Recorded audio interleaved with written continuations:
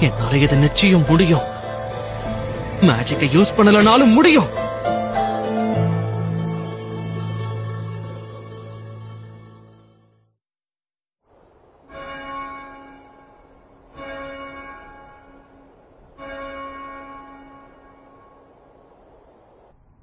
பால்காவூர் மற்றும் அக்னி டெஸ்ட்ல வெறும் ஒரு நிமிஷம் மேஜிக்கை நாம அனுப்பும் போது அது மேக்னெட்டை உருவாக்குது.